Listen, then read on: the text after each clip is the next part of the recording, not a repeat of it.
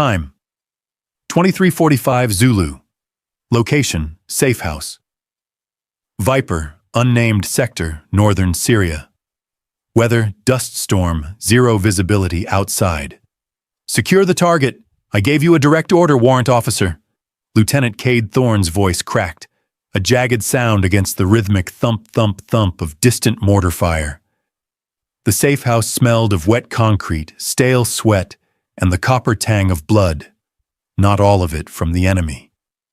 Chief Warrant Officer 3. Harper Vance didn't blink. She stood between Thorne's Marines and the trembling teenagers zip-tied to the radiator. Her H&K 416 was slung low, her hands empty but held at waist level, the deceptive posture of a coiled snake. "The boy's the asset, Lieutenant," Vance said, her voice terrifyingly calm.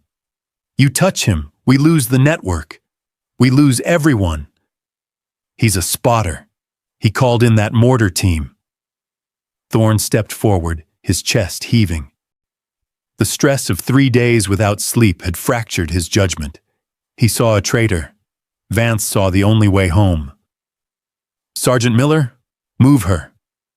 Vance shifted her weight, just an inch. "Sir, she's intel." Miller hesitated, eyeing the lack of unit patches on Vance's dusty fatigues. "We can't just—" "I am the ground force commander!" Thorne roared, stepping into Vance's personal space, spit flying. "She is obstructing a kinetic operation. Move her. If she resists, break her nose." Miller lunged. A reluctance in his eyes, but a lifetime of following orders in his muscles. It took less than 2 seconds for the room to realize that rank meant nothing when the lights went out.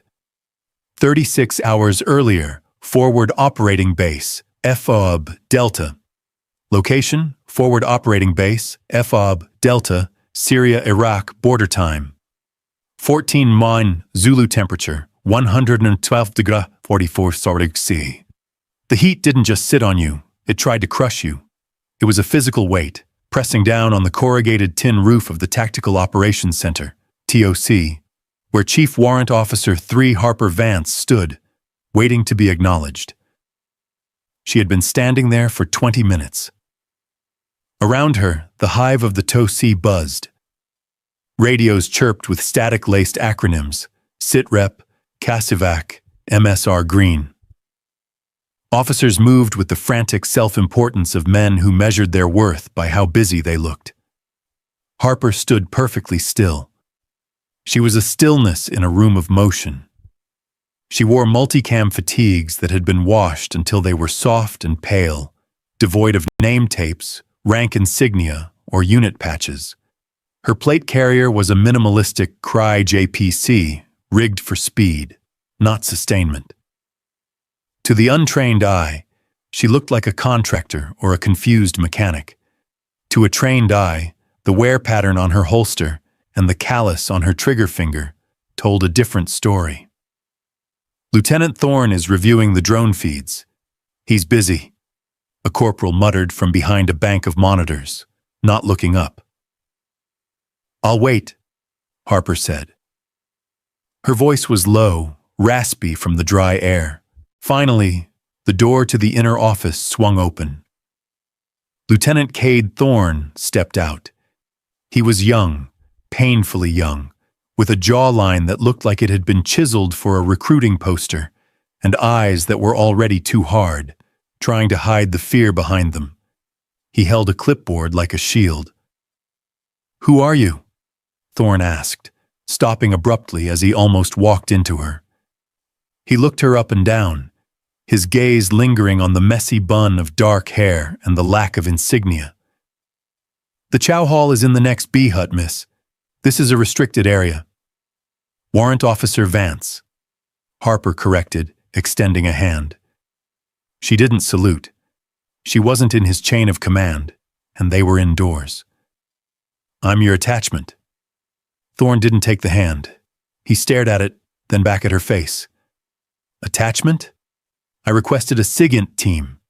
A team. Men with gear." "You got me," Harper said, dropping her hand. "And I bring my own gear." Thorne let out a sharp, derisive breath. He walked past her, towards the map table, forcing her to turn and follow. I don't need a cultural support team member to hand out candy to kids, Vance. We are in a kinetic environment. My sector is taking fire daily. I need shooters, or I need eavesdroppers. Which one are you? I'm the one who tells you where to shoot so you don't hit a school, Harper said. She walked to the map, her eyes instantly scanning the red markers. Your sector isn't just kinetic, Lieutenant. It's porous. You're chasing ghosts in the Al-Hajj market because you're kicking down doors instead of knocking. The room went quiet.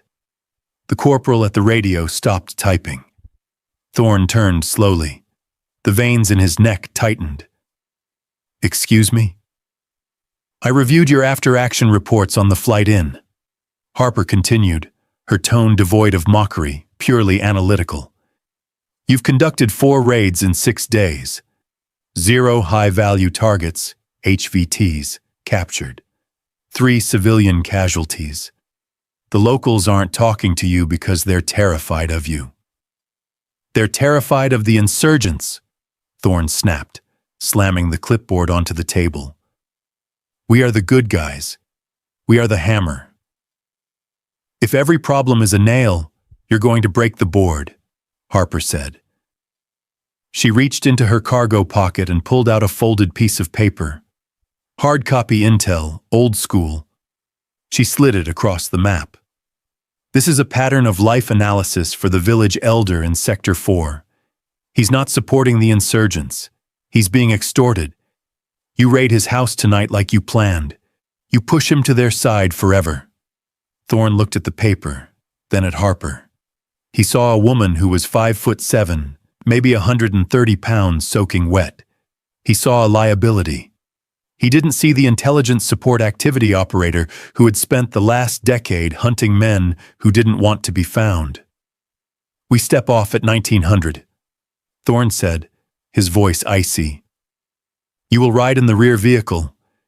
You will stay in the vehicle unless cleared by me. You will wear a helmet, and you will keep your opinions on my command tactics to yourself. Copy? Harper held his gaze. She could have told him about her credentials. She could have made a call to a colonel in JSOC who would strip Thorne of his command in an hour. But that wouldn't get the mission done. She needed to be close to the ground, and Thorne was her ticket out the gate. Copy, Lieutenant, she said softly.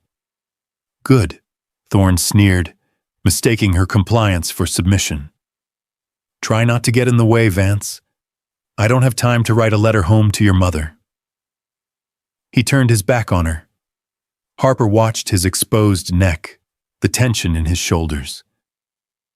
He's going to get someone killed, she thought. I just have to make sure it's not me. She turned and walked out into the blinding sun. The air tasted like sulfur. The game had begun. Location, Sector 4, en route to Village 42. Time, 1930, Zulu ROE condition. Escalation of force, EOF, authorized only upon positive identification, PID, of threat. The interior of the Oshkosh M ATV smelled like stale Rip-It energy drinks, diesel fumes, and aggressive masculinity. Harper Vance sat in the rear jump seat, her knees knocking against a stack of ammo cans with every jolt of the suspension. Radio check. Venom 1-1, this is Venom Actual, comms green. Lieutenant Thorne's voice crackled over the internal comms loop. He was sitting in the front passenger seat, the truck commander, TC position. Even from behind, Harper could see the tension in his neck muscles. Solid copy, Actual. The driver, a lance corporal named Ramirez, replied. Harper said nothing. She adjusted the headset over her ears, watching the Syrian landscape blur past the ballistic glass, a monochrome nightmare of green night vision phosphor. Thorne had made good on his promise. She was cargo. He hadn't even briefed her on the patrol's specific objectives beyond presence patrol. Heads on swivels, Thorne barked. Intel says this village is a logistics hub, If it moves and it's not a cat, you track it. The convoy of 3 armored vehicles rumbled into Village 42 just as the last light bled out of the sky. It wasn't a logistics hub. It was a cluster of mud brick compounds clinging to existence. Dismount! Dismount! Set security! The rear door swung open hydraulically. Harper waited. The Marines spilled out, weapons up, lasers slicing through the dust. They moved with aggressive speed, shouting commands in broken Arabic that sounded more like threats than instructions. Mistake 1, Harper thought, unclipping her harness. You don't enter a neutral village at a sprint unless you're taking fire. By the time she stepped out, the platoon had already rounded up the military-age males in the courtyard of the largest compound. The women and children were huddled against a far wall, weeping. The wailing was a piercing, dissonant sound that cut through the low idle of the engines. "Tell them to shut up!" Thorne yelled at his interpreter, a terrified local national who looked ready to bolt. "Ask the elder where the weapons are." The interpreter stammered, translating. The elder, a man with a face like a dried riverbed, spat on the ground. Thorne stepped forward, looming over the old man.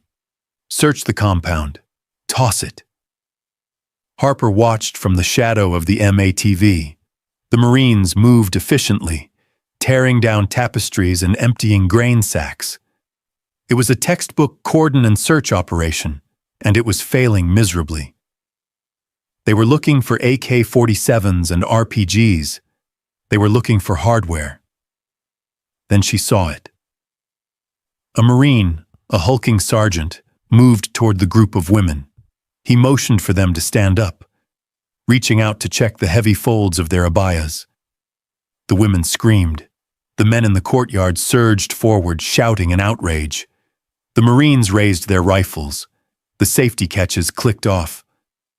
"Contact front! Back the fuck up!" the sergeant roared. "Don't touch them!" Harper's voice cut through the chaos. She broke protocol. She left the vehicle, sprinting across the open ground. She didn't raise her weapon. She kept it slung tight to her chest. "Get back in the truck, Vance!" Thorne screamed, spinning around. "That is a direct order!" Harper ignored him. She stepped between the sergeant and the terrified women, holding up a hand to the Marine. "Stand down, Sergeant. You touch them. And every man in this village will pick up a rifle tonight. You are violating cultural norms. I need to clear them for weapons, warrant officer." The sergeant growled, but he hesitated. "I'll do it," Harper said. She switched to perfect Levantine Arabic, her voice dropping an octave, soft and melodic. "Peace be upon you, sisters. There is no shame here, only safety." The change in the atmosphere was instant. The wailing subsided to sniffles. The men in the courtyard stopped straining against their zip ties. Harper moved among the women, her hands methodical but respectful. She wasn't patting them down like a cop. She was checking them like a doctor. She reached the matriarch, an older woman clutching a bundle of wool to her chest. Harper met her eyes. Fear, but also defiance. Harper placed her hand gently on the wool. It was heavy. Too heavy. She didn't rip it away. She leaned in, whispering so only the woman could hear. "The soldiers want guns. I want the truth. Give it to me and they leave." The woman trembled, then slowly opened her hands. Inside the wool bundle wasn't a weapon. It was a stack of SIM cards, a satellite phone battery, and a notebook filled with frequencies. The Alchemist's courier network. Harper took the items, concealed them in her dump pouch, and stepped back. She turned to Thorne, who was marching toward her, his face purple with rage under the green glow of the NVGs. "You are done," Thorne hissed, grabbing her shoulder to spin her around. I am writing you up for insubordination the second we get back to base. You compromised my security." Harper pulled away, her movement fluid. She reached into her pouch and slapped the stack of SIM cards into Thorne's chest rig. "I just found your logistics hub, Lieutenant," she said, her voice flat. "While your men were checking for rifles, the women were smuggling the command and control network right under your nose." Thorne looked down at the small plastic chips in his hand. He looked back at the weeping women, then at his Marines, who were watching the exchange. The humiliation was palpable. He had been ready to start a firefight over a cultural misunderstanding, and the administrative baggage had just secured the biggest intel haul of the month without firing a shot. "Mount up," Thorne said, his voice tight. He didn't look at her. "We're RTB." Harper walked back to the MATV. The adrenaline was fading, replaced by the dull ache of knowing she had just made a powerful enemy. She climbed into the rear seat, the smell of unwashed wool still on her gloves. "Good catch, ma'am," Ramirez whispered from the driver's seat as he put the truck in gear. "Drive, Corporal," Harper said, closing her eyes. She had won the battle, but she knew Thorne would make sure she paid for the war. Location: Sector 4 Market, the Green Zone, permissive environment. Time: 09 Zactor Zulu, Day 2, ROE condition, weapons tight. Do not fire unless fired upon. The tea house smelled of stale apple tobacco and unwashed bodies. It was a narrow, dim establishment tucked into the alleyway of the sector's main market, a place where men gathered to escape the midday sun and trade rumors that were often more valuable than currency. Chief Warrant Officer 3, Harper Vance, sat at a corner table, her back against the plaster wall. She had swapped her plate carrier for a low-profile chest rig, trying to look less like an invader and more like a negotiator. A glass of untouched syrupy tea sat in front of her. Opposite her sat the shepherd, a nervous man with nicotine-stained fingers and eyes that darted toward the door every 3 seconds. "He is late," the shepherd whispered in Arabic, tapping a cigarette against the table. "I cannot stay. The mood in the street. It is bad." "He will be here," Harper replied in the same dialect, her voice soothing. "Drink your tea." Outside, the rumble of the MATV's idling provided a low, menacing soundtrack. Lieutenant Thorne had insisted on a security detail. Harper called it a bull in a china shop. Thorne stood by the entrance, blocking the light. He was fully kitted up. Helmet, heavy plates, drop-leg holster, and an M4A1 held at the low ready. Behind him, 2 other Marines, Corporal Miller and Private Jenkins, scanned the room of sipping men with the intensity of someone expecting an ambush. Every eye in the tea house was glued to the Americans. The silence was heavy, a physical weight pressing against the eardrums. "Check the time, Vance," Thorne said over the comm's earpiece, though he was only 20 feet away. "We are exposed here." "5 minutes, Lieutenant," Harper murmured into her radio mic, barely moving her lips. "Relax your posture. You're making them nervous." Thorne stiffened. He didn't relax.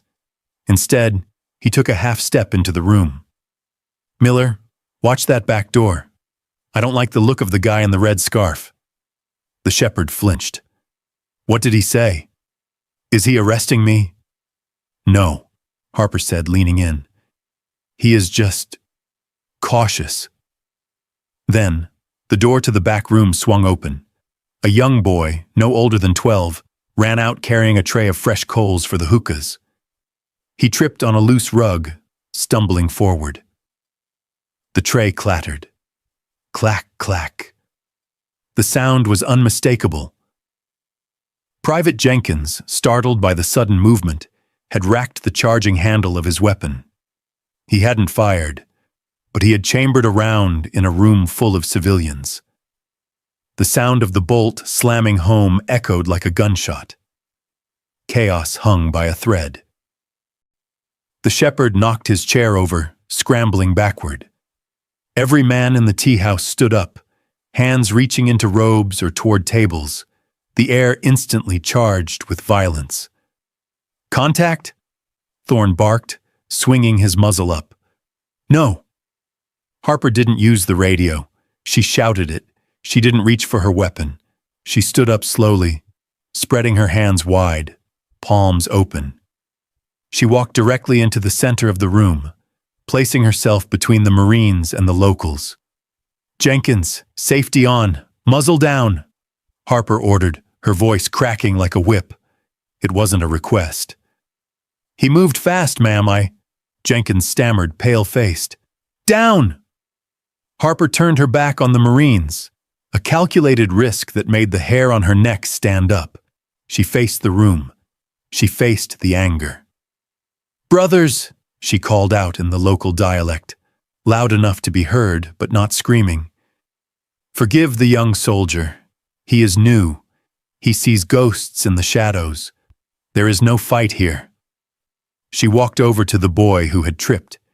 He was frozen on the floor, coals scattered around him. Harper knelt. The room held its breath. Thorne watched, his finger hovering over his trigger guard, unsure whether to cover her or pull her back.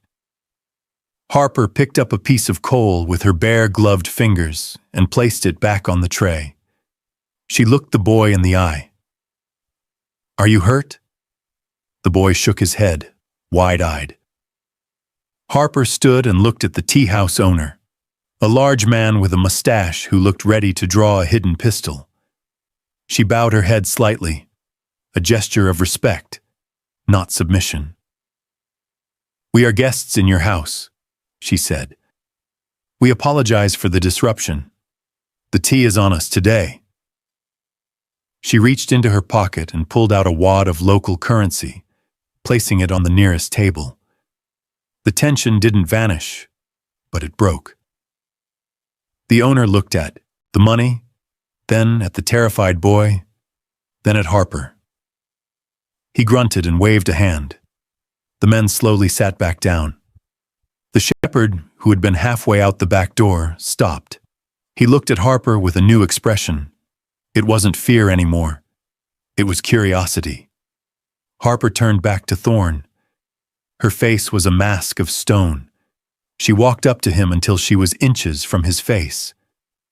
"Get Jenkins outside," she whispered, her voice lethal. "Clear the weapon.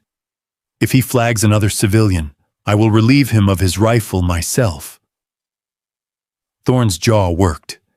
He looked at the room, now returning to a low murmur of conversation, ignoring the heavily armed men who had almost killed them all. He realized, with a burning knot in his stomach, that he had no control here.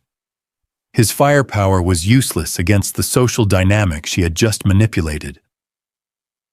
"Miller, take Jenkins to the truck," Thorne said, his voice tight. As the Marines retreated to the doorway, Harper returned to her table. The shepherd sat down slowly. "You speak the tongue of the valley," the shepherd said, lighting his cigarette with a shaking hand. "Not the school Arabic." "I listen," Harper said. "Now tell me about the SIM cards." The shepherd exhaled a cloud of apple-scented smoke. He leaned in. "The cards. They are not for phones. They are triggers. Remote date. The man you want, he doesn't use phones to talk. He uses boys." Harper's blood ran cold. "Boys?" "Couriers," the shepherd said. "Runners, too small to be noticed by Marines in big trucks. One of them, he moves the chemicals, a boy with a scar on his cheek." Harper nodded. She had the lead. "Thank you," she said. "Be careful, lady," the shepherd warned, crushing his cigarette. "Your soldiers, they are loud. The alchemist hears loud things, and when he hears them, he makes them disappear." Harper glanced at the door where Thorne was pacing, silhouetted against the blinding white sun. "I know," she said. That's what I'm afraid of. Location, Patrol Base, PB, Razor, outskirts of Sector 4. Time, 02:15 Zulu. Illumination, 15%, moonless. The patrol base was a scar on the desert floor, a triangle of HESCO barriers and concertina wire hastily erected around an abandoned police station. Inside, the air vibrated with the low, rhythmic thrum of diesel generators. Chief Warrant Officer 3, Harper Vance, sat on the edge of her cot in the small designated female berthing, a closet-sized room with a locking door. She wasn't sleeping. She was calibrating. In her hands were her PVS-31 night vision goggles. She checked the battery housing, wiped the objective lenses with a microfiber cloth, and mounted them to her high-cut ballistic helmet. 2 hours ago, she had brought the intel from the tea house to Lieutenant Thorne. "The boy moves tonight," she had told him. "We need to track him. A low-vis observation post." Thorne's answer had been short and sharp. "Denied. You are restricted to the perimeter until further notice. I'm not losing an attachment on my watch. Get some sleep, Vance." He had even posted a sentry outside her door, a young lance corporal named Davis tasked with ensuring the warrant officer's safety. It was house arrest, plain and simple. Harper checked her watch. 02:18. The courier would be moving soon. She stood up, moving with the fluid silence of a predator. She didn't put on her heavy plate carrier. Instead, she wore a light chest rig over a black fleece jacket.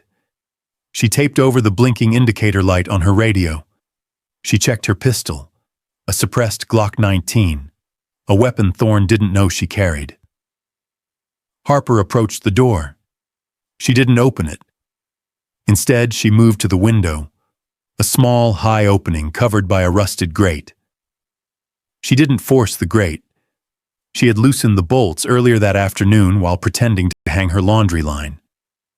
With a soft grunt of effort, she lifted the metal frame away and set it silently on the floor.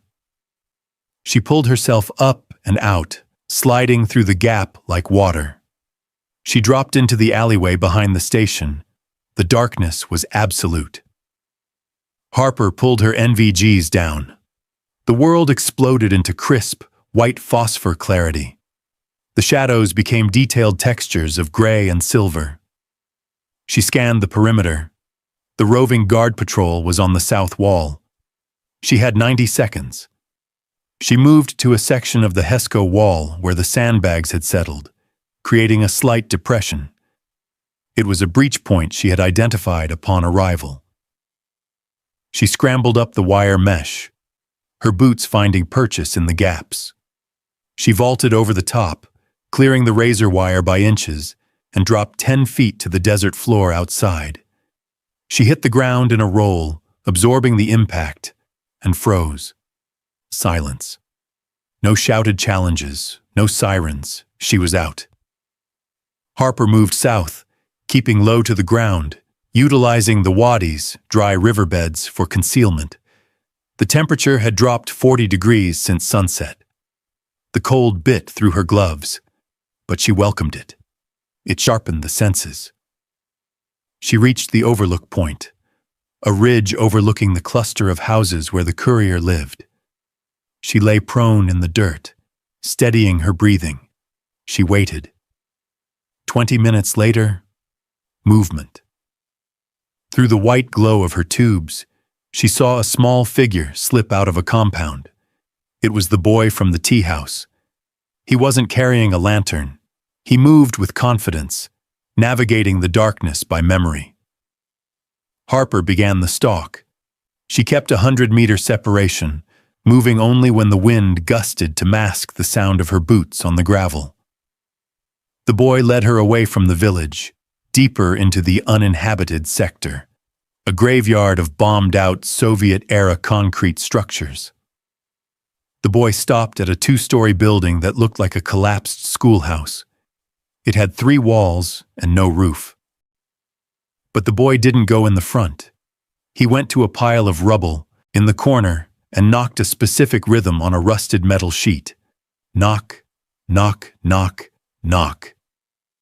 The sheet moved. A man appeared from underground, a cellar entrance concealed by debris. He handed the boy a heavy rucksack and patted him on the shoulder. Harper zoomed the focus on her NVGs. The man wasn't local. He wore tactical pants and held a weapon with a thermal scope. Professional security, Harper realized. This isn't just a drop point. This is the lab. She pulled a small GPS logger from her pocket and marked the coordinates. She had the location. She had the proof. Suddenly, a pack of wild dogs erupted in barking 300 meters to her east. The guard at the cellar froze, raising his thermal optic, scanning the horizon. Harper buried her face in the dirt, covering the heat signature of her exposed skin. She stopped breathing. If he had thermal, he would see a warm blob against the cold sand if she moved an inch. She lay there for what felt like an hour, her heart hammering against her ribs, indistinguishable from a rock. Finally, the guard lowered his weapon. The metal sheet slid back into place. The boy ran off into the night. Harper exhaled, a slow, controlled release. She had found Viper. Now came the hard part, getting back into the base before Thorne woke up and realized his prisoner was gone. She crawled backward, inch by inch, until she was below the defilade. As she stood up to jog back toward the wire, a voice crackled in her earpiece, a channel that was supposed to be closed. "Vance," Thorne's voice said. It wasn't angry. It was tired. "If you're not in your rack in 10 minutes, don't bother coming back." Harper froze. He knew. "Copy actual," she whispered. She broke into a run. The game of cat and mouse was over. Now she had to convince him that breaking his rules was worth the target she had just painted. Location: Safe House, Viper, uninhabited sector. Time: 03:45 Zulu. Weather: pre-dawn stillness. The target building loomed in the green tint of the night vision goggles, a skeletal concrete structure that looked abandoned to everyone except the team stacking up on its northern wall. Lieutenant Thorne signaled for a halt. The platoon was coiled tight, 20 Marines breathing in shallow, controlled rhythms. Harper Vance knelt beside Thorne, her eyes scanning the heavy steel door that blocked the entrance to the cellar. "We have thermal movement inside," Corporal Miller whispered over the comms. "2 signatures, one stationary near the door, one pacing in the back." Thorne made a fist. "Hold!" Then he tapped his helmet and pointed at the door. He signaled the breacher forward. Harper grabbed Thorne's wrist. It was a violation of protocol so severe that Miller gasped audibly. Thorne ripped his arm away, glaring at her through his goggles. He keyed his internal mic, his voice a harsh whisper. "Get your hand off me, Vance." "Don't breach," Harper hissed back, ignoring his anger. "Look at the frame. The rust is disturbed at the bottom, not the handle. It's barred from the inside, but it's not sealed. If you blow it, the overpressure will kill whoever is standing behind it." "Speed is security," Thorne recited, the doctrine overriding his observation. "We go in dynamic, shock and awe. I'm not sending a man in there to pick a lock while a terrorist waits with an AK." "It's a trap, Lieutenant," Harper pleaded, her desperation rising. "The alchemist knows we're coming. He's baiting you to make noise. Let me do a mechanical breach. Quiet. Surgical." Thorne looked at the door, then at the countdown on his watch. He was chasing a promotion. He was chasing a win. He saw a nail, and he wanted to be the hammer. "Breacher, set the charge," Thorne ordered. "Water impulse, blow it." Harper stepped back, her stomach churning. She knew what was coming. She moved to the edge of the stack, pressing herself into the dirt, covering her ears. The breacher, a young corporal named Stacks, taped a strip of detonation cord and a water bladder charge to the steel door. He unspooled the firing wire and retreated to cover. Breaching. Breaching. Breaching. The world turned white. The explosion wasn't just a sound. It was a physical punch to the chest. The steel door didn't just open, it disintegrated, turned into shrapnel that scythed through the interior of the room. Dust billowed out in a choking gray cloud. "Go! Go! Go!" Thorn roared. Flashbangs arced through the smoke. Bang! Bang! The concussive thuds were followed immediately by the aggressive shouting of Marines flooding the room. "Marine Corps! Hands up! Get down!" Harper followed the stack in, her rifle up, but she didn't shout. She swept the left corner, checking for the secondary threats Thorn hadn't planned for. The room was a haze of pulverized concrete, and the sharp, metallic smell of C4. Beams of weapon lights cut through the dust like lightsabers.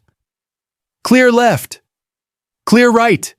One packs down! One securing!" Harper moved to the center of the room. The stationary signature Miller had seen on thermal was lying near the doorway. It wasn't a guard. It was an old man, frail and unarmed, wearing a tattered sleeping robe. The explosive breach had thrown the heavy steel door inward. It had crushed him against the far wall. His chest was caved in. He was dead before he hit the floor.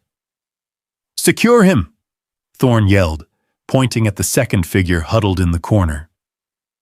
Marines swarmed the pacing signature. They dragged him into the light, zip-tying his hands behind his back. It was the boy, the courier. He was screaming, a high-pitched sound of pure terror, his eyes fixed on the crushed body of the old man. "Where is he?" Thorn shouted, grabbing the boy by his collar. "Where is the alchemist?" The boy didn't answer.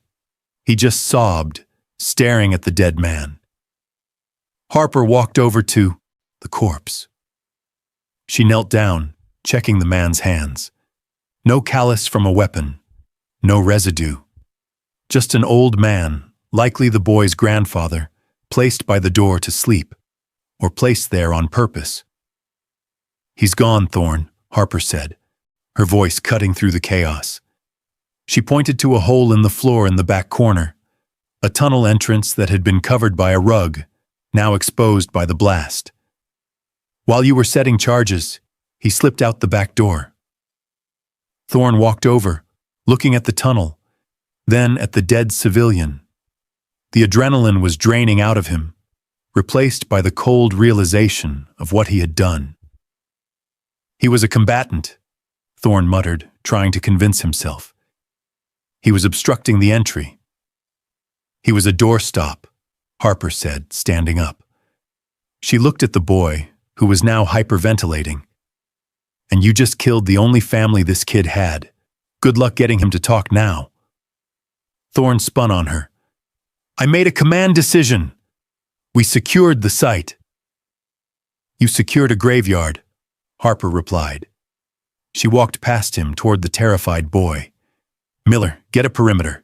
Stacks, check that tunnel for booby traps. Do not enter." For the first time, the Marines hesitated. They looked at Thorn, then at Vance. "Do as she says!" Thorn barked, his voice cracking slightly. Harper knelt in front of the boy. The dust was settling on his eyelashes. He looked at her with hatred, pure, unadulterated hatred. "We lost him," Harper thought. "We didn't just lose the target. We created a new enemy." Outside, the wind began to pick up, howling through the shattered doorframe. A storm was coming, and they were standing in the middle of it with blood on their hands. Location: Safe House Viper, secured. Temporary holding room. Time: 04:30 Zulu. Condition: high stress. Prisoner is non-compliant. The room smelled of damp mold and the sharp ammonia tang of fear. It was a windowless storage closet in the basement of the safe house, illuminated by a single chemical light stick that cast everything in a sickly, fluctuating green glow. The boy sat on an overturned bucket, his hands zip-tied tightly behind his back. He was shivering, not from cold, but from shock. His eyes were fixed on a stain on the floor, refusing to blink, refusing to acknowledge the existence of the men in the room. Lieutenant Thorne paced the small space like a caged animal. His boots crunched on the grit. "Where did he go?" Thorne shouted, slamming his hand against the concrete wall. "Did he take the tunnel? Is there a vehicle waiting? Answer me!" The boy didn't flinch. He didn't speak. He had retreated into a fortress of silence, the kind built by trauma that no amount of shouting could breach. Thorne turned to Sergeant Miller. "Get the interpreter back in here. Tell him to threaten the family." "Sir." Harper Vance spoke from the doorway, her voice cutting through the tension like a scalpel. "You just killed his family. You have no leverage." Thorne spun around, his face a mask of exhaustion and fury. Dust from the breach still coated his eyebrows, making him look older, ghostly. "This is your fault, Vance. If we had breached sooner, if you had breached sooner, we'd all be dead from a booby trap." Harper interrupted, stepping into the room. She didn't look at Thorne. She looked at the boy. "He's in shock. Screaming at him is like screaming at a wall. You're wasting time we don't have." "The alchemist is moving a nerve agent," Thorne hissed, stepping into her personal space. "Every second we waste is a civilian casualty count rising. I don't have time for tea and sympathy. I need a grid coordinate." "And you won't get it this way," Harper said, holding her ground. "Give me the room." Thorne laughed, a harsh, dry sound. You? You want to ask him nicely?"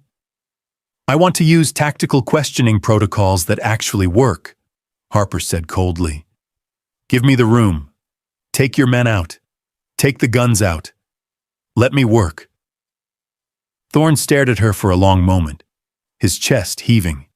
He checked his watch. 1 hour, Thorne said. "You have 60 minutes. If he hasn't talked by 05:30, I'm coming back in, and I'm doing it my way. And you won't be in the room to watch." He gestured to Miller. "Let's go. Guard the door." The Marines left, the heavy steel door, what was left of it, clanging shut behind them. Silence rushed back into the room, heavy and suffocating. Harper didn't move toward the boy immediately. She unslung her rifle and leaned it against the far wall, visibly disarming herself. She took off her helmet, letting it drop to the floor with a dull thud. She ran a hand through her messy hair, exhaling a long breath. She pulled a second bucket over and sat down, not opposite the boy, but at an angle. Peripheral vision. Less threatening. She took a canteen from her belt, unscrewed the cap, and took a drink. Then, she placed the open canteen on the floor between them. "I'm sorry about your grandfather," she said softly in his dialect. The boy's eye twitched. "It was a mistake," Harper continued, staring at the green glow of the chemlight. "A stupid, violent mistake. The man who ordered it, he is afraid. He shouts because he is afraid." She waited. The only sound was the rhythmic drip, drip, drip of a leaking pipe in the corner. "You hate us," Harper stated. It wasn't a question. "You should. I would." She reached into her pocket and pulled out a protein bar. She tore the wrapper, a loud crackle in the quiet room, and broke off a piece. She ate it slowly. She placed the rest next to the water. "But the man you call the alchemist," Harper said, shifting her tone. He doesn't care about you either. He left you here. He went down that tunnel and he didn't look back. He knew we were coming, and he left you to be the shield." The boy's breathing hitched. It was a small crack in the armor. Harper leaned forward, resting her elbows on her knees. "The bottles he makes. The gas. Do you know what it does?" The boy remained silent. "It doesn't explode," Harper whispered. "It drowns you. From the inside. Your lungs fill with fluid. Your eyes burn. It kills everyone. Soldiers, women, goats, birds. It doesn't choose." She looked directly at him now. "He is going to use it in the city. Maybe near your cousin's house. Maybe near where your mother shops." The boy looked at her then. His eyes were red-rimmed, filled with a mixture of grief and confusion. "Why do you care?" the boy croaked. His voice was like sandpaper. "You are American. You kill us anyway." "I care because I don't want to carry any more dead children," Harper said, the truth of it ringing in the damp air. "I am tired of burying people." She checked her watch.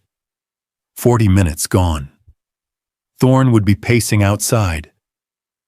"I cannot stop the angry man outside from coming back in," Harper said, nodding toward the door.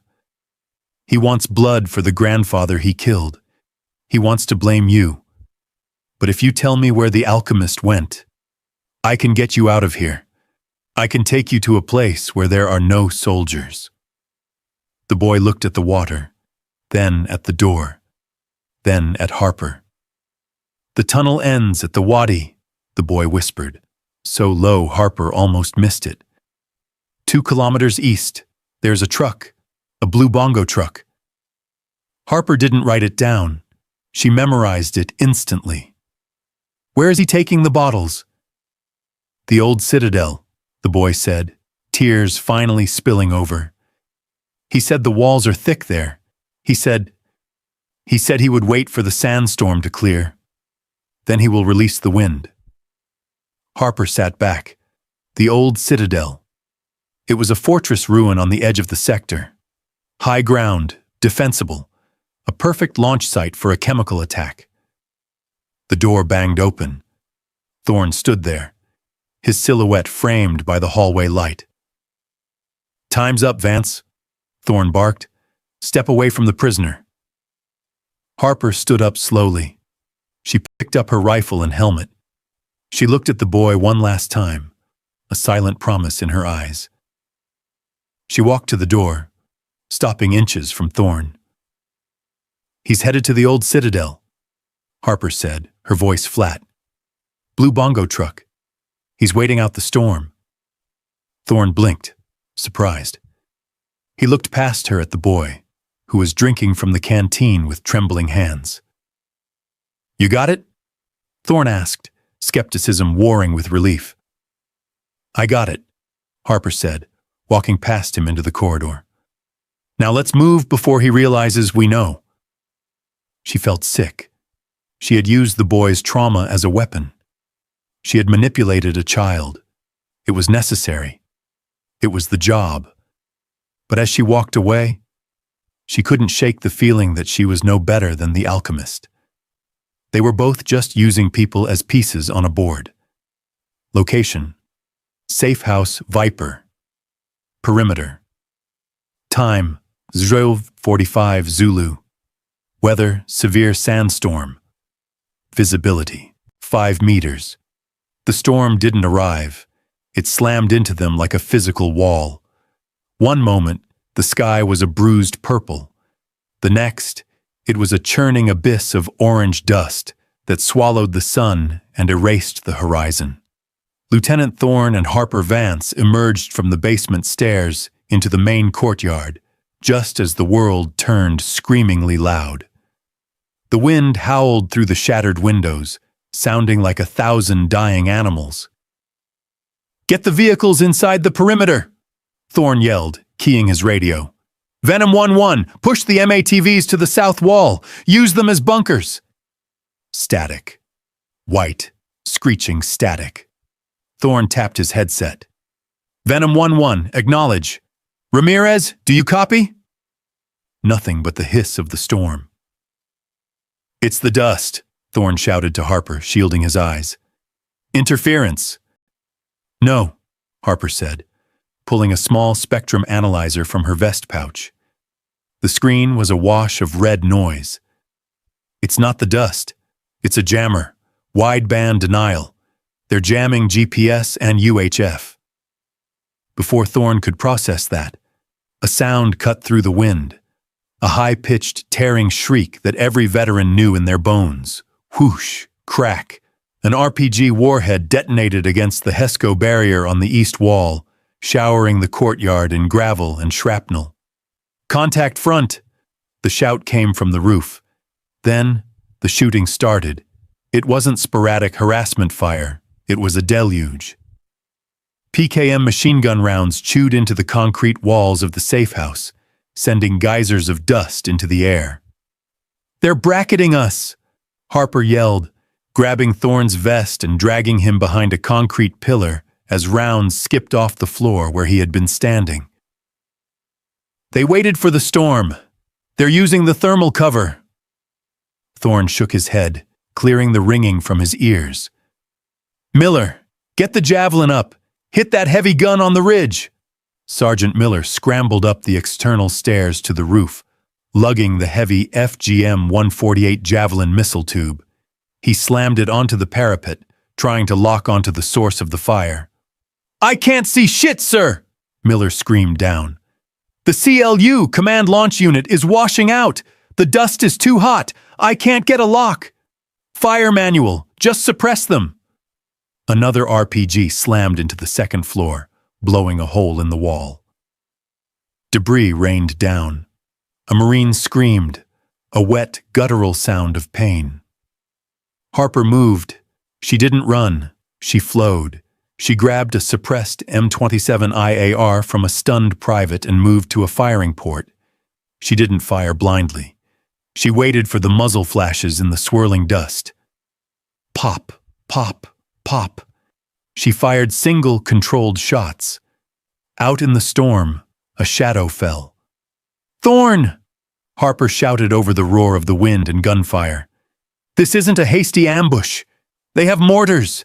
They have jammers. This is a prepared kill box. We need to consolidate inside. We hold the perimeter, Thorne countered, his face streaked with mud and sweat. If we give up the walls, they'll breach the compound. If we stay on the walls, we die piecemeal. Harper grabbed him, forcing him to look at the tactical map on her wrist, which was now blinking no signal. They are pushing us from the east to drive us west, right into the open desert. We have to turtle. Hold the hard structure. Force them to come into our kill zone. Thorne hesitated. His training said aggressive defense, but his reality was falling apart. He looked at the roof, where Miller was pinned down by accurate sniper fire.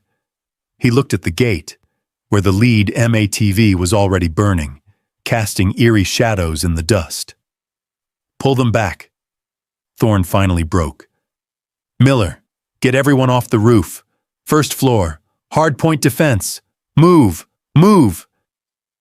The Marines scrambled down the stairs, dragging the wounded gunner with them. They flooded into the main room of the safe house, the same room where the grandfather had died. Now it was their Alamo. Thorne kicked the heavy oak table over, establishing a barricade near the door. Sectors of fire. Watch the windows. Doc, get on that leg wound. The room was chaos. The air was thick with limestone dust and the smell of cordite. Outside, the enemy fire intensified, hammering the building like rain. Harper knelt beside Thorne behind the overturned table. She checked her mag, half full. We're cut off, she said, her voice calm amidst the bedlam. No QRF is flying in this storm, no drone support, and with the jammer, nobody knows we're in trouble. Thorne looked at her. The arrogance was gone. In its place was the hollow look of a commander realizing he might be the last one to command this unit. "How long until the storm lifts?" Thorne asked. Harper looked at the swirling orange darkness outside the window. 6 hours, she lied. It would be 12. "We just have to hold them for 6 hours. A heavy thud shook the floor. Then another. Footsteps on the roof. "They're on the deck," Miller shouted. "They're coming down the stairs." The siege hadn't just begun. The enemy was already inside the wire. Location: Safe House Viper, main room. Time: Zor 6 more Zulu. Condition: internal hostilities imminent. The safe house shook violently as a mortar round impacted the roof directly above them. Dust rained down in thick, choking sheets, coating the Marines who were huddled behind overturned tables and piles of debris. "They're walking the rounds in!" Lieutenant Thorne screamed, wiping blood from a cut on his forehead. His eyes were wide, the pupils dilated with a mix of exhaustion and terror. He pointed a trembling finger at the boy, who was curled into a ball in the corner, guarded by Vance. "He's doing it! He's signaling them!" "He's zip-tied, Thorne!" Harper Vance yelled back, checking the chamber of her M27. "He doesn't have a radio. He has a tracker. Or a blinker." Thorne was losing it. The pressure of the command, the dead civilian, the burning MATV.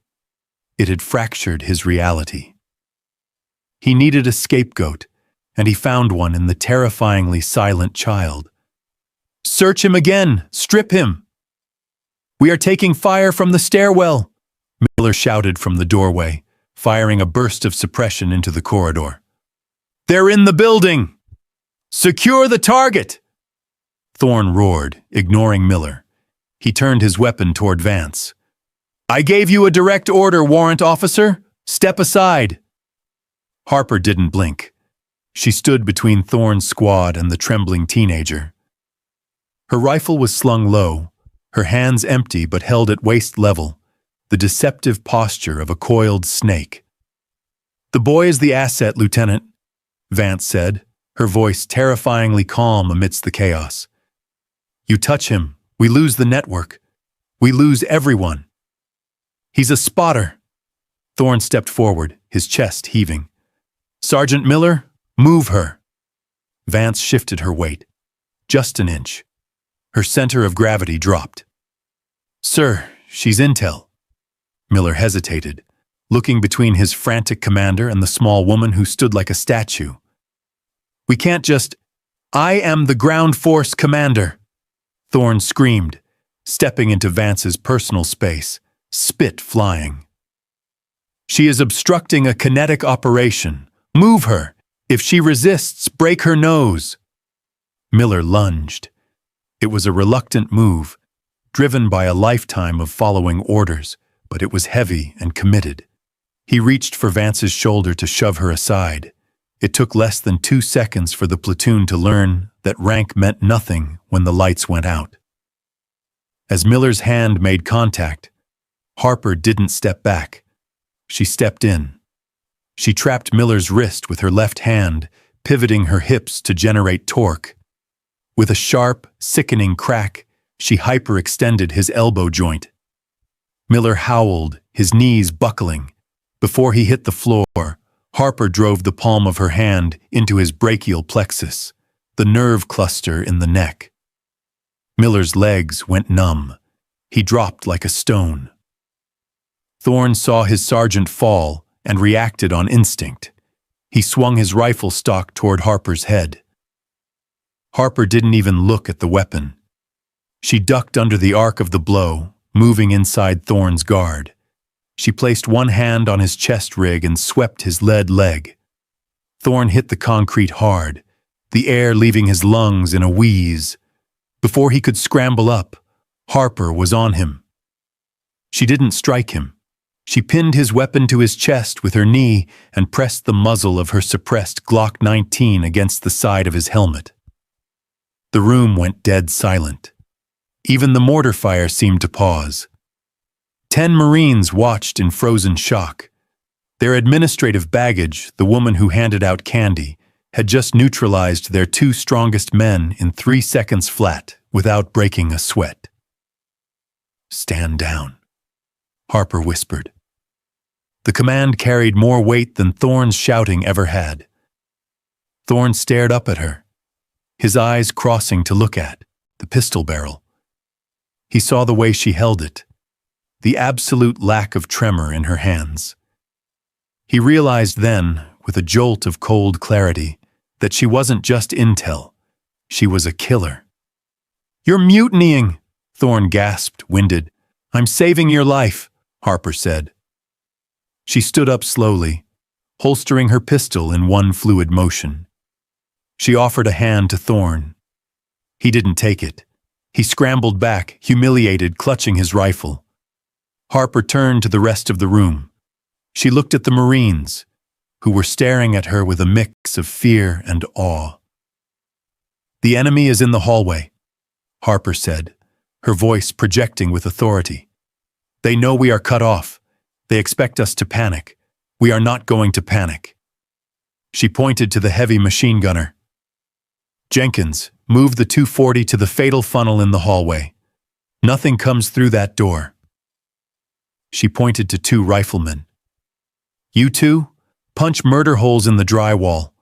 Crossfire on the entrance." She looked at Miller, who was groaning on the floor, clutching his arm. "Doc, check Miller's elbow. He'll live." Finally, she looked back at Thorne, who was standing up, his face pale. "Lieutenant?" Harper said, handing him back his dignity, though everyone knew who was really in charge now. "Call in a danger close fire mission. Coordinates 3-4 Bravo. On my mark." Thorne looked at her. He looked at his men, who were already moving to execute her orders. He swallowed his pride, because the alternative was death. "Get me the radio," Thorne croaked. Harper turned back to the door, raising her rifle. The mask was gone. The ghost was real. And for the first time that night, the Marines felt like they might actually survive. Location: safe house, Viper, main room. Time: 06:05 Zulu. Condition: danger close, perimeter breached.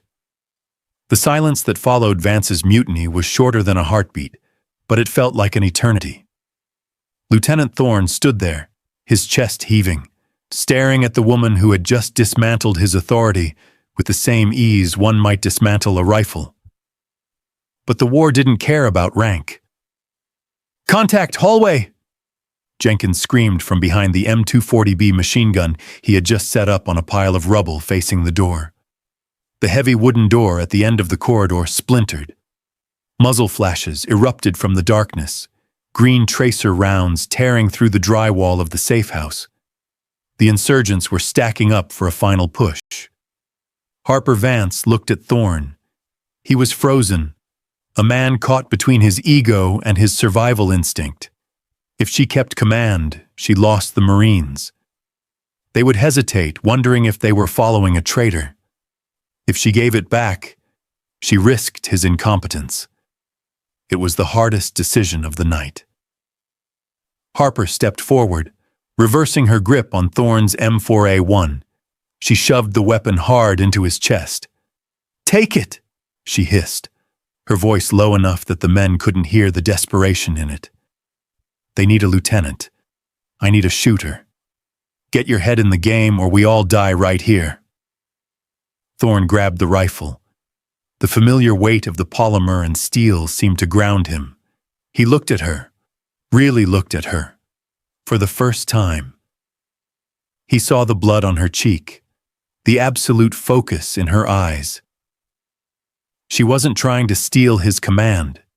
She was trying to keep him alive long enough to use it. Thorne nodded. A micro movement, a truce signed in adrenaline. He turned to his platoon, his voice finding its old edge. "You heard her. Establish a kill zone. Miller, are you up?" Sergeant Miller, clutching his numbed arm, gritted his teeth and grabbed his pistol with his good hand. "I'm in the fight, sir." "Cross-load ammo," Thorne ordered. "If you have green tip, get it to the saw gunner. Wait for my command to fire. Let them commit to the funnel." The Marines shifted. The hesitation vanished.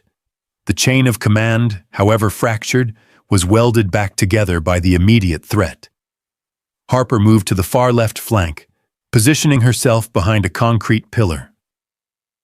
She checked her angles. She had a clean line of sight into the corridor, intersecting with Jenkins' machine gun. An L-shaped ambush, improvised in a living room. "Here they come!" Shadows moved in the smoke-filled hallway. Shouts of "Allahu Akbar" echoed against the concrete, followed by the thundering stampede of boots. They were swarming, trying to overwhelm the Americans with sheer numbers. Thorne waited. He watched the shadows lengthen. "Wait!" Thorne yelled, his hand raised. Harper sighted in on the lead insurgent, a man carrying an AK-47 and wearing a chest rig filled with grenades. "Wait!" The insurgents crossed the threshold of the doorframe. "Fire!" The room exploded. The sound was physical. The M240B chugged rhythmically, thud, thud, thud, thud, sending 7.62mm rounds tearing through the fatal funnel. Thorne and the riflemen added their 5.56mm fire, creating a wall of lead that was impossible to survive. Harper didn't spray and pray. She fired 3 shots, 3 hits. The lead insurgent dropped. The man behind him tried to throw a grenade. Harper put a round through his shoulder, and he fell backward, the grenade detonating in the hallway among his own squad. The explosion shook the foundation. Dust poured from the ceiling. "Cease fire! Cease fire!" Thorne roared as the movement in the hall stopped. The echo of the gunfire rang in their ears, a high-pitched whine that drowned out the storm outside. The hallway was a ruin of bodies and debris. Smoke drifted into the room, smelling of sulfur and copper. "Check status," Thorne called out. "Report. Green. Green. Miller is bleeding, but he's good." Harper lowered her weapon, scanning the smoke. She moved toward Thorne. The animosity was still there, simmering under the surface. But it had changed. It wasn't contempt anymore. It was the cold, hard respect of 2 people who had just walked through fire together. "That was the probing attack," Harper said, her voice raspy. "They were testing our heavy weapons. The next wave will use RPGs to open up the walls. We can't stay here." Thorne looked at the map on the floor, then at the boy, who was still curled in the corner, unharmed. "We have the intel," Thorne said, wiping sweat from his eyes. "The Citadel. If the alchemist is there, we have to move." "We can't move the platoon," Harper corrected. "Not with Miller wounded and the vehicles down. If we go out there in force, we get picked apart by the mortars." She looked at the tunnel entrance in the back corner, the one the alchemist had used to escape. "Someone has to go after him," Harper said. "Alone. Underground." Thorne stared at the dark hole in the floor. He knew what she was suggesting. It was suicide. "I can't authorize a solo op," Thorne said, the by-the-book officer resurfacing for a second. "You don't have to authorize it," Harper said, checking her pistol magazine. "You just have to cover the entrance so they don't shoot me in the back while I'm crawling." Thorne looked at the tunnel, then back at her. He realized that she had likely planned this the moment she saw the hole. "Why?" Thorne asked. "Why do you care so much? It's just a chemist." "It's never just a chemist," Harper replied, tightening her bootlaces. "And because I'm the only one here who fits in the tunnel." She stood up. The truce was holding. But now she was about to leave the safety of the pack to hunt the wolf in its own den. Location: Safe House Viper, basement. Time: 06:15, Zulu condition, Solo infiltration. The basement of Safehouse Viper shook as another RPG slammed into the exterior wall upstairs. Dust trickled down from the ceiling beams, coating the floor where Harper Vance was stripping for war. She moved with a terrifying efficiency. She unclipped her heavy plate carrier, letting the ceramic armor drop to the concrete with a dull thud. Next came the helmet. She didn't need ballistic protection now. She needed to be small, fast, and silent. Lieutenant Thorne stood by the tunnel entrance, a jagged hole in the floorboards that smelled of sewage and old air. He watched her with a look that was part disbelief, part grim respect. "You're going in naked," Thorne said, eyeing her lack of armor. "If he has a guard down there, one round ends you." "If I wear the plates, I get stuck," Harper replied, checking the slide of her suppressed Glock 19.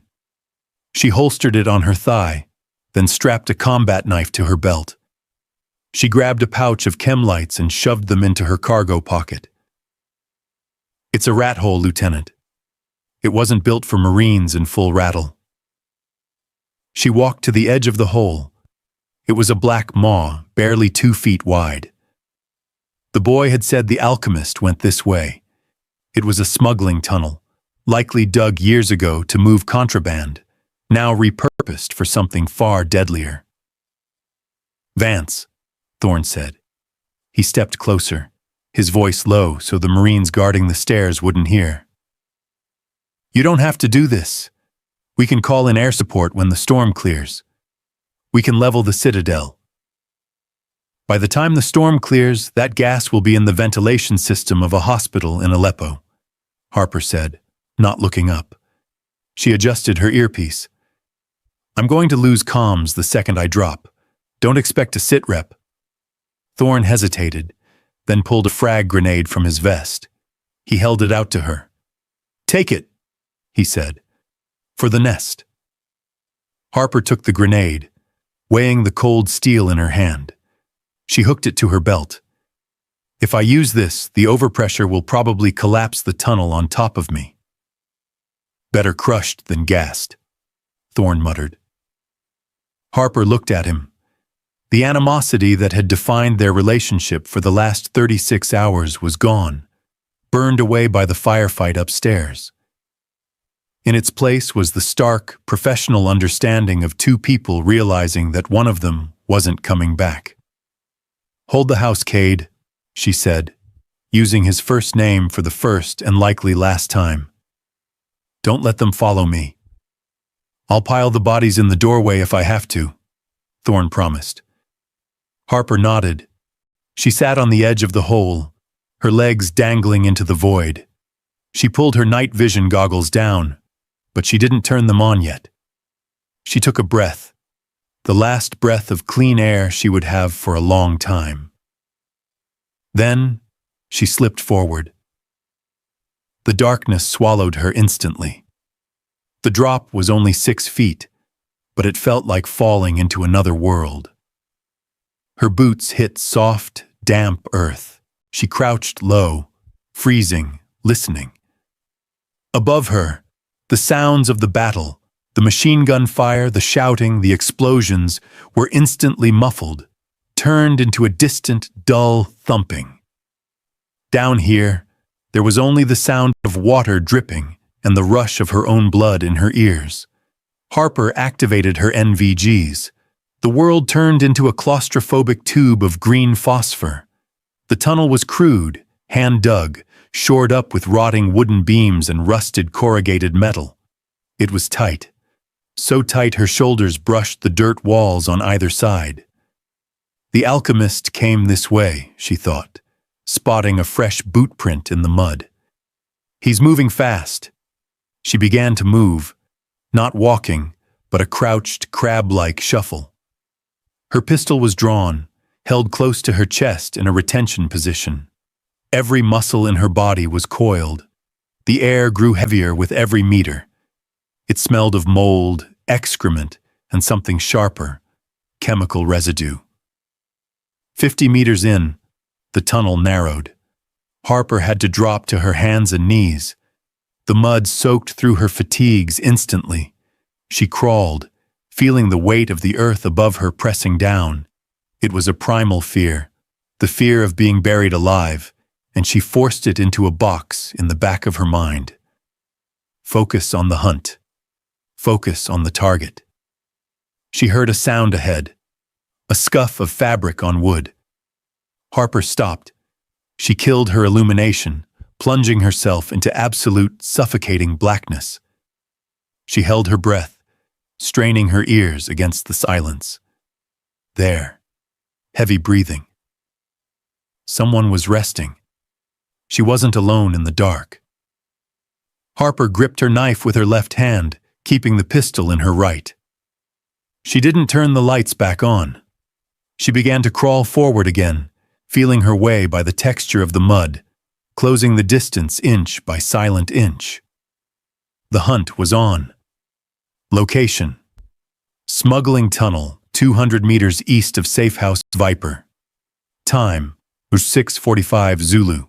Condition: close quarters, combat, CQC. Oxygen levels dropping. The tunnel didn't end, it widened. Harper Vance felt the change in air pressure before she saw it. The claustrophobic tube she had been crawling through for 20 minutes suddenly opened up into a reinforced subterranean chamber, a root cellar for a farmhouse that no longer existed on the surface. She killed her forward momentum, pressing her body into the mud. She deactivated her NVGs to save the battery, relying on the faint, flickering light spilling from the chamber ahead. She smelled him before she saw him. Acrid chemical reagents, chlorine, and something else. Cheap cologne. Harper crept to the edge of the widening, peering around a rotting support beam. The chamber was a makeshift lab. Crates of dual-use fertilizers were stacked against the walls. In the center, bathed in the light of a battery-powered lantern, stood two men. One was thin, wearing a pristine white lab coat over dusty clothes. The alchemist. He was hunched over a silver canister the size of a scuba tank, frantically wiring a detonator to the valve assembly. The other was a giant. A bodyguard, likely Chechen mercenary judging by the beard and the gear. He stood by the exit ladder, holding an AK-74 with a thermal optic. Two targets. One hostage. The canister. Harper checked her Glock. 7 rounds left. If she shot the alchemist, his hand might spasm on the detonator. If she shot the bodyguard, the noise would trigger the alchemist. She had to close the distance. Harper holstered her pistol and drew her combat knife. The blade was non-reflective steel, dark and lethal. She picked up a loose rock from the floor. She threw the rock back down the tunnel she had just come from. Clack! The bodyguard spun around, raising his rifle toward the dark tunnel entrance. "Movement!" he grunted in Russian. "It's rats," the alchemist hissed, not looking up. "Finish the timer." "I check," the bodyguard said. He took 3 steps away from the alchemist, moving toward Harper's position. Harper waited. Her heart rate dropped to 50 beats per minute. It was the icy calm of the predator. When the bodyguard passed her hiding spot, she exploded. She didn't go for the kill. He was too big, and the armor was too thick. She went for the silence. Harper lunged from the shadows, driving her knife hand into the soft tissue under his armpit, aiming for the brachial artery. The blade sank deep. The bodyguard gasped, a wet, gurgling sound. But he was strong, immensely strong. He didn't drop. Instead, he roared, swinging his rifle backward like a club. The wooden stock slammed into Harper's ribs, knocking the wind out of her. She flew backward, hitting the dirt wall. "Intruder!" the bodyguard yelled. The alchemist spun around, eyes wide. He grabbed a pistol from the table. Harper scrambled up, ignoring the fire in her ribs. The bodyguard was charging her, blood soaking his side, a combat knife of his own now in his hand.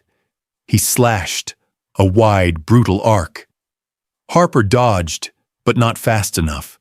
The tip of his blade caught her left shoulder, slicing through the fleece jacket and biting deep into the deltoid muscle. Pain, hot and blinding, shot down her arm. Harper didn't scream. She gritted her teeth and used the momentum. As the bodyguard overextended, she stepped inside his guard. She dropped her knife, grabbed his wrist with her good hand, and drove her right palm upward into his chin. His head snapped back. Harper drew her pistol from her hip in a blur of motion. She jammed the muzzle into his pelvic girdle below the armor and pulled the trigger twice. Thwip. Thwip! The suppressed shots were quiet, but the impact was devastating. The giant crumbled. Stop! The scream came from the alchemist. Harper spun around, leveling her weapon. The alchemist was holding the detonator trigger, a dead man's switch. His thumb was pressed down on the button. You shoot. Me! I let go! He shrieked, his face slick with sweat. I let go, the valve opens, we all die. Harper froze. Her left arm hung uselessly at her side, blood dripping onto the mud. Her chest heaved. It's over, Harper said, her voice rasping. The tunnel is collapsed behind me. The Marines are above. You have nowhere to go. I have the wind! The alchemist laughed, a manic, broken sound. I am the breath of God. He looked at the ladder behind him. He began to back toward it, keeping his thumb on the trigger. Drop the gun, he ordered. Harper lowered the Glock slowly. She saw his eyes shift to the ladder for a fraction of a second. He was calculating his escape. He's not a martyr, she realized. He's a narcissist. He wants to live to brag about this. Okay, Harper said. I'm dropping it. She bent her knees, placing the gun on the floor. The alchemist smirked. Stupid girl. He turned his head toward the ladder to grab the rung. In that split second of distraction, Harper kicked the pistol. She didn't kick it away, she kicked it up. The Glock spun in the air. Harper caught it with her right hand, racking the slide on her belt to clear a malfunction she had sensed earlier, and fired. One shot. The round took the alchemist in the ocular cavity. His head snapped back. The lights went out in his eyes instantly. His body fell backward. His hand opened. The detonator fell. Harper lunged. She dove across the room, sliding through the dirt, ignoring the agony in her shoulder. She caught the detonator inches from the ground. Her thumb slammed onto the button, holding it down. Silence returned to the chamber. The only sound was the hissing of the lantern and Harper's ragged breathing. She looked at the canister. The timer on the digital display was counting up, not down. It wasn't a bomb. It was a manual release. She had saved it. Harper slumped against the crates, clutching the detonator with a death grip. She looked at her shoulder. The cut was deep. Arterial blood was pulsing, dark and fast. She reached for her tourniquet with one hand, her teeth gritting against the gray wave of unconsciousness, threatening to pull her under. Venom actual, she whispered into her dead radio. Target neutralized, package secure. There was no answer, just the weight of the earth and the silence of the grave. Location: subterranean tunnel network, east of Safe House time, 0705, Zulu condition, critical, tunnel stability failing. The silence in the lab didn't last. It was broken by a low, ominous groan from the earth itself. Above ground, the battle for Safe House Viper was reaching its crescendo. Every mortar impact on the surface sent shockwaves down through the soil, shaking the wooden support beams of the underground chamber. Dust sifted down from the ceiling in steady streams, coating the dead eyes of the alchemist. Harper Vance tightened the windlass on her tourniquet until the pain in her arm turned from a sharp burn to a dull, throbbing ache. She checked the pulse in her wrist.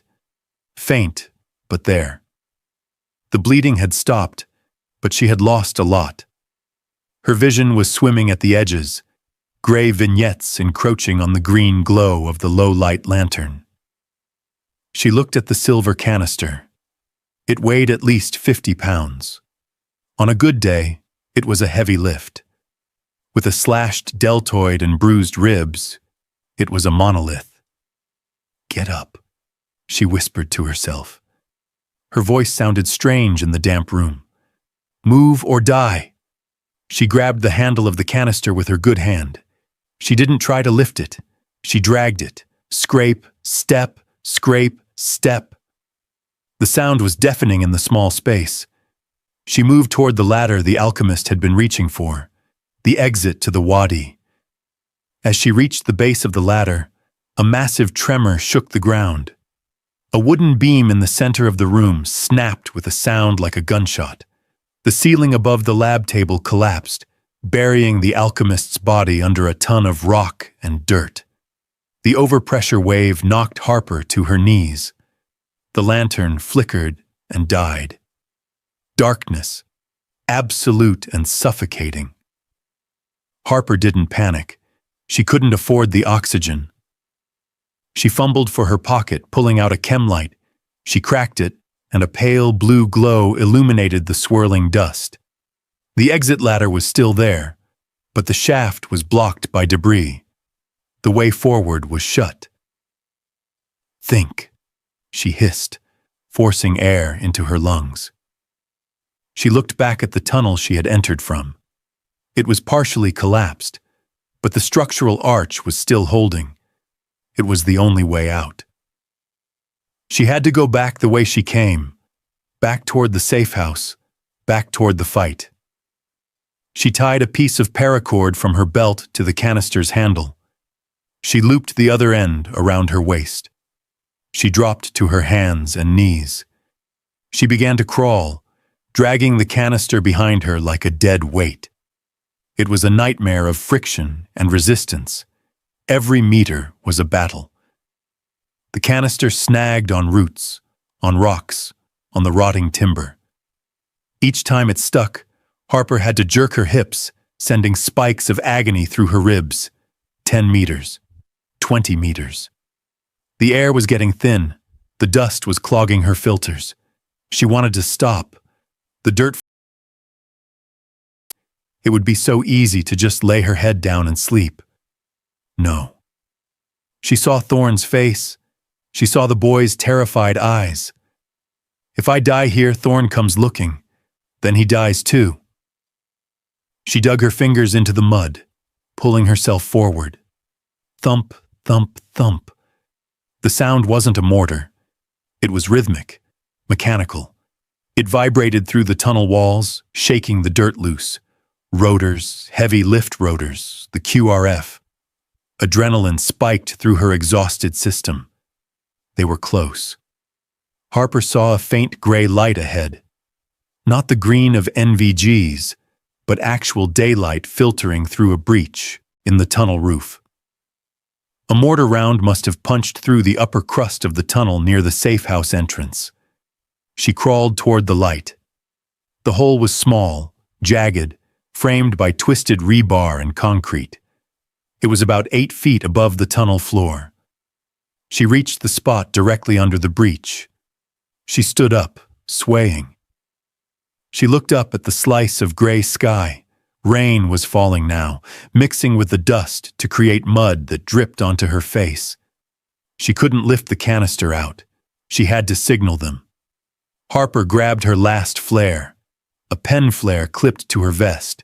She unscrewed the cap. "Please be looking down," she whispered. She fired the flare through the hole. A streak of red phosphorus shot up into the storm, burning bright against the gloom. Seconds later, a shadow passed over the hole. Then, a face appeared. It was Thorn. He looked wrecked. His helmet was gone, his face caked in blood and mud. He peered down into the darkness. "Vance!" he screamed. "Harper!" "I'm here," she croaked. She grabbed the canister and hoisted it up as high as she could with one arm.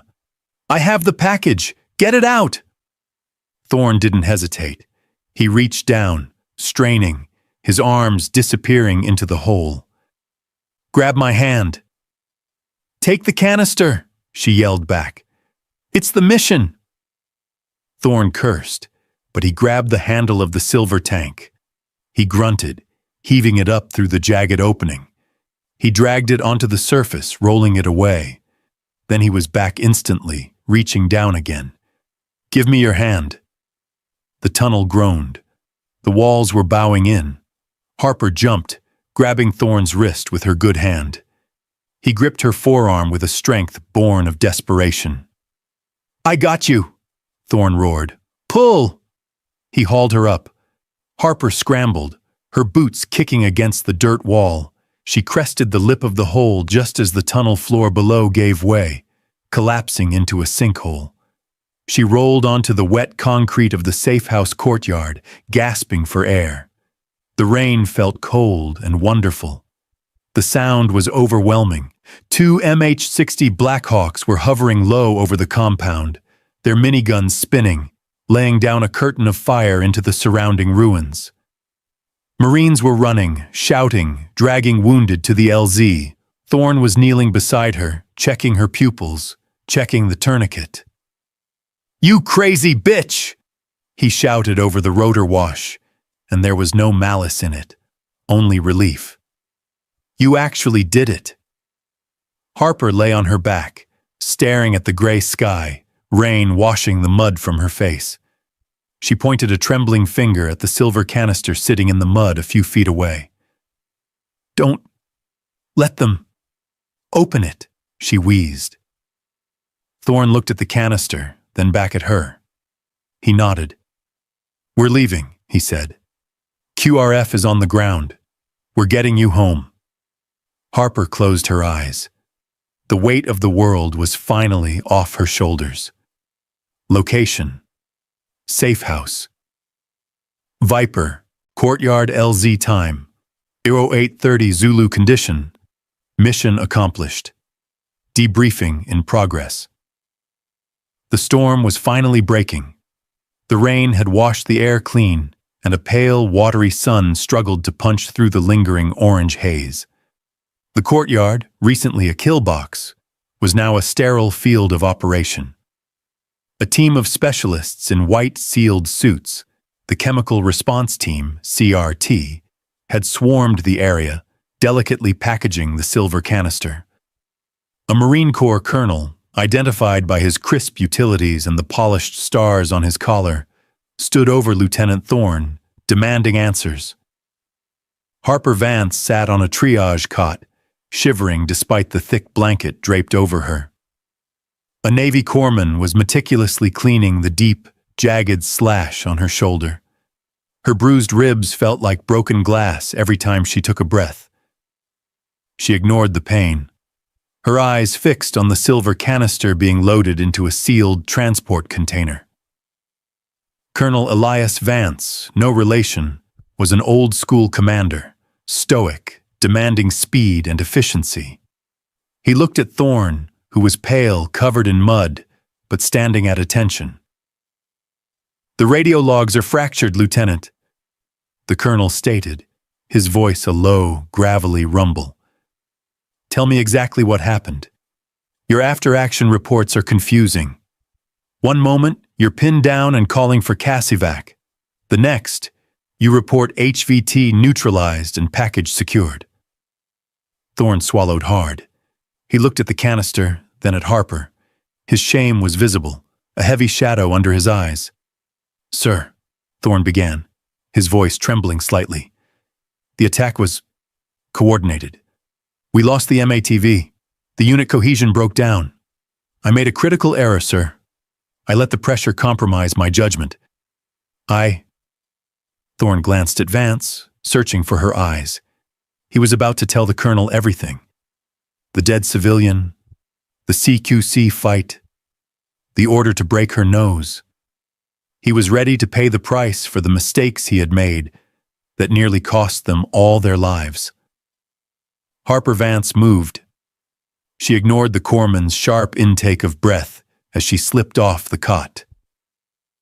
She walked straight to Thorne, planting herself shoulder to shoulder with him.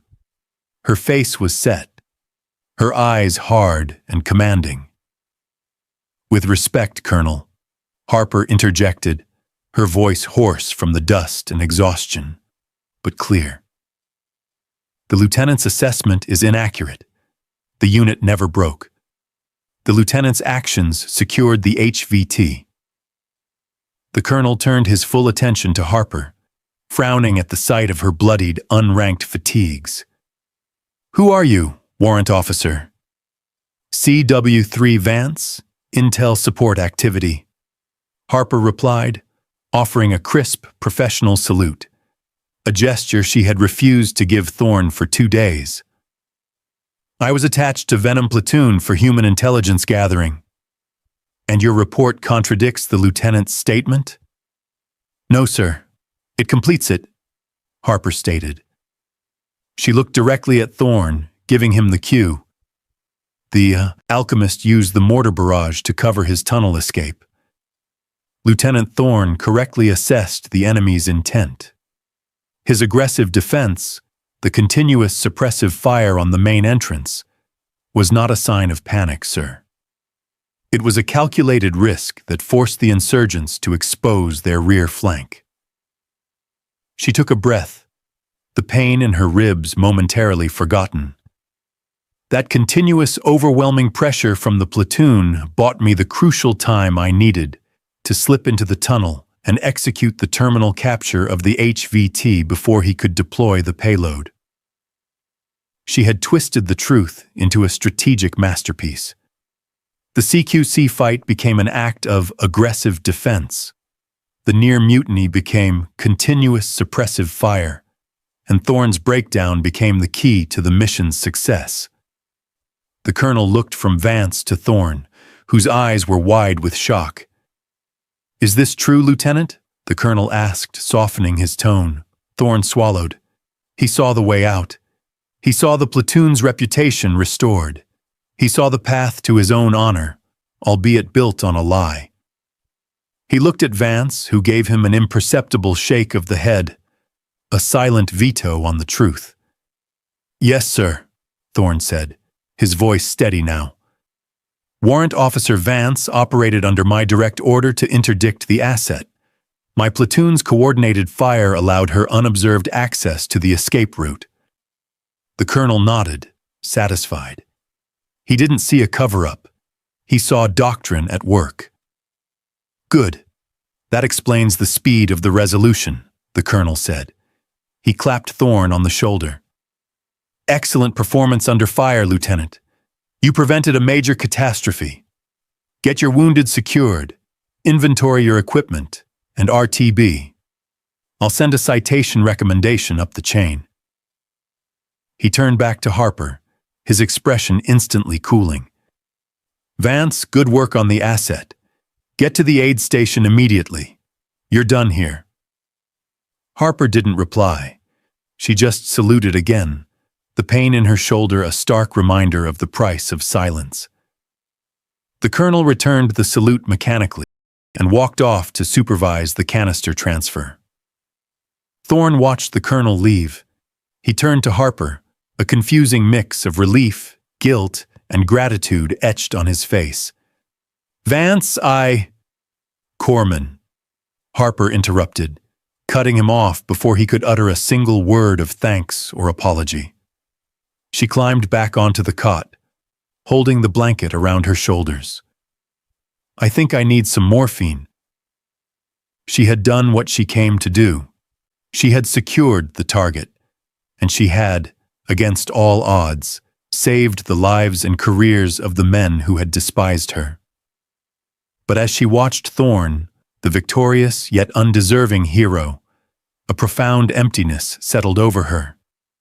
The true heroism of the battlefield, she knew, was never rewarded by brass medals.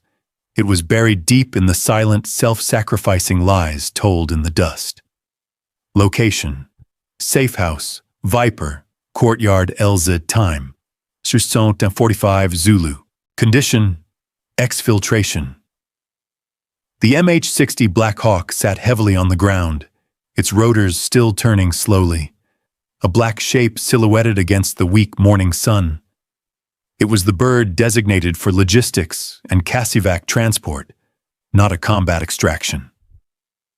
Harper Vance, now stabilized with a large bandage taped over the slice on her shoulder, was the first one loaded. She lay on a litter secured to the deck, beside Corporal Miller, who was pale but conscious, his arm immobilized in a sling. The corpsman had given her a small dose of morphine, just enough to dull the constant throb of her ribs. She watched the courtyard through the open cargo door. Marines were systematically destroying sensitive equipment and anything that couldn't be carried, following the RTB protocol. Thorne moved among them, overseeing the process, his body stiff with an unnatural energy. He was already wearing a clean uniform top, the blood and dirt washed away, symbolically erasing the last 48 hours. He approached the helicopter ramp, his boots crunching on the gravel. He stopped at the edge of the ramp, looking at the litter where Harper lay. "Vance," Thorne said, his voice hesitant over the low engine whine. He had rehearsed this. She could tell by the stiffness of his stance. Harper looked at him. She offered nothing. No acknowledgement of his rank, no eye contact beyond the necessary minimum. She simply waited. Thorne cleared his throat, pushing his hands deep into his pockets. I just wanted to say thank you for what you did back there, with the Colonel." The gratitude was genuine, heavy with the weight of the career she had saved. But the appreciation was based on the lie she had constructed. He was thanking her for the cover story, not for the 3 seconds she had pinned his life beneath her knee. "You didn't have to do that," Thorne continued, shifting his weight. "You could have hung me out to dry. Everyone saw what happened in the main room. And everyone saw who won," Harper thought. But she didn't say it aloud. She simply turned her head toward the ceiling, looking at the complex web of wiring and hydraulic lines above her. She didn't want his apology. An apology was an admission, and an admission created a bond. Bonds meant operational risk. Her job was to vanish without a trace, leaving only the successful mission behind. Thorne waited for a moment, sensing the wall she had built. The shame of his earlier arrogance returned, making him defensive. "Look, I messed up," Thorne admitted, a ragged edge entering his voice. "I let the stress get to me. But I was trying to protect the mission, Vance. I thought—" "You thought wrong," Harper finally interrupted, her voice a flat whisper. It was the only answer she would give him. She pushed herself up slightly and reached for the noise-canceling flight headset clipped to the side of the Black Hawk frame. It was a bulky, olive-drab unit, designed to block out the deafening roar of the T-700 engines.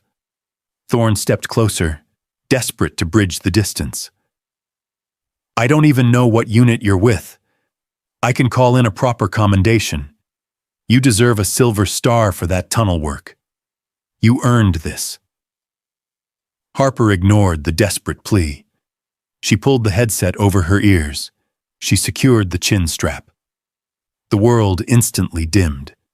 The engine whine vanished, replaced by a soft, internal hum. She had effectively muted him. Thorne was still talking. She watched his lips move, forming words she could no longer hear. "Sorry. Metal. Great job." It was silent theater. He was trying to exorcise his guilt. She looked directly into his eyes, giving him a long, blank stare.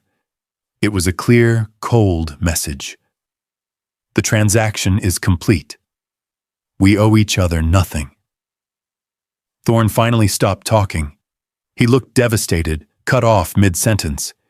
He realized that this woman wasn't looking for a medal, a thank you, or even forgiveness. She was looking for distance. He backed away from the ramp, defeated.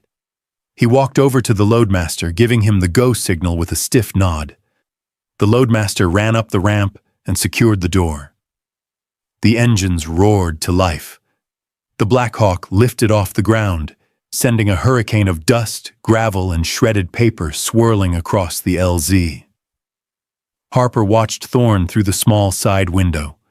He stood alone in the swirling vortex of dust, looking impossibly small against the backdrop of the shattered safe house and the retreating figures of his platoon. He was a commander who had been saved from himself, left standing in a lie that would define his future.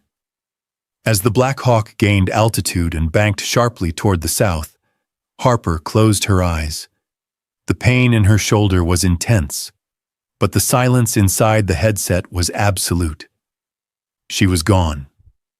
A ghost restored to her natural state, an unsung weapon, leaving behind no record, no witness, and no closure.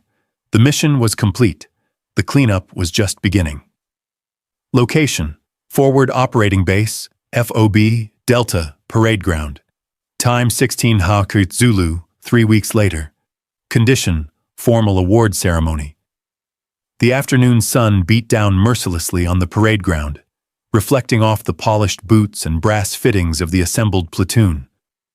Lieutenant Cade Thorn stood stiffly at attention in his freshly pressed service uniform, his gaze fixed on the American flag snapping tautly in the breeze. The air was thick with formality and the cloying scent of cheap cologne mixed with desert dust.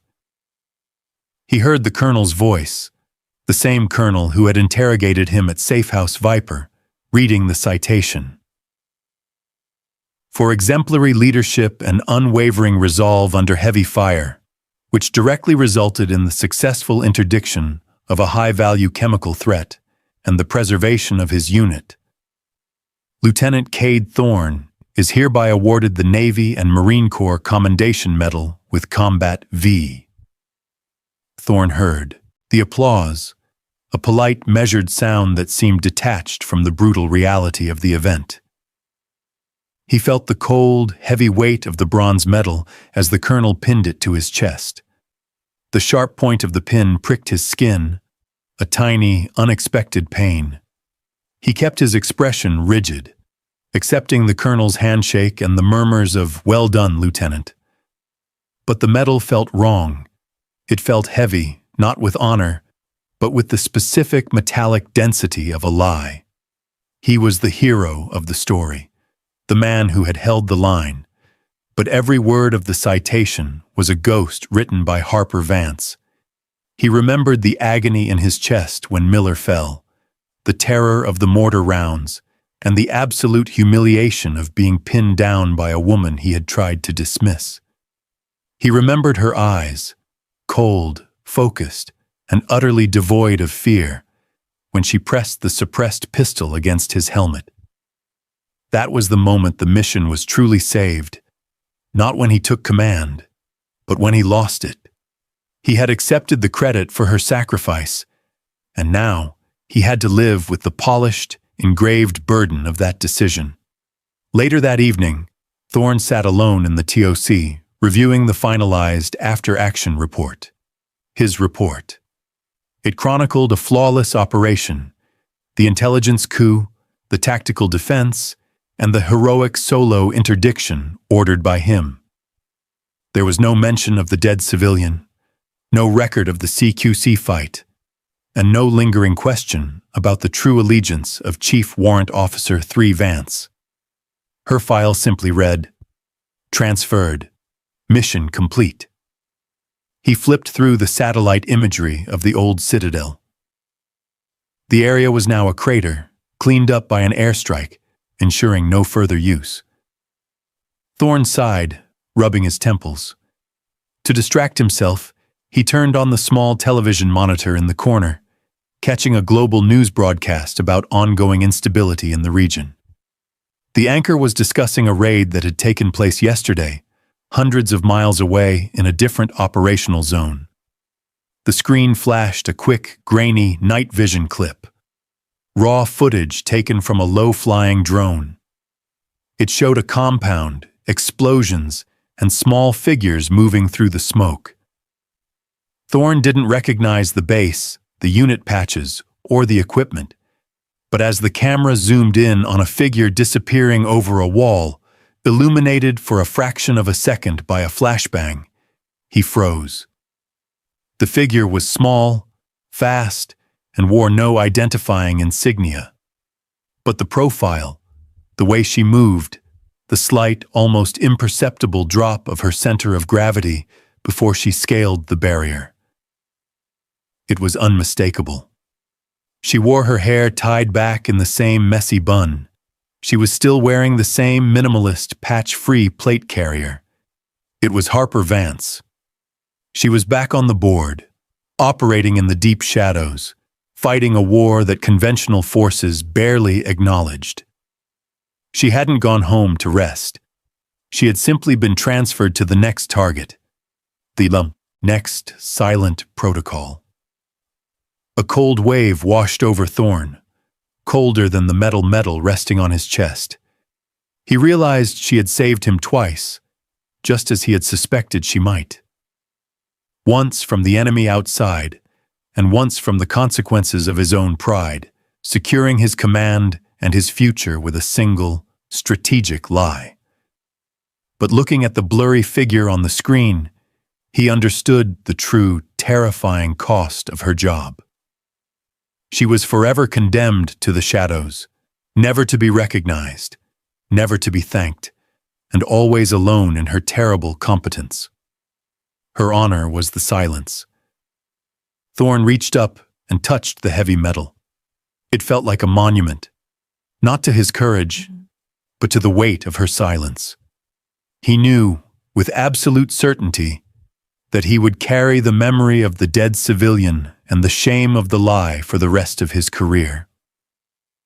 Harper Vance had finished her mission, and in doing so she had given him a future he didn't deserve. That was the debt, and he knew it was one he could never repay. He turned off the monitor, leaving the room in darkness, and stood alone with the haunting weight of his unearned honor.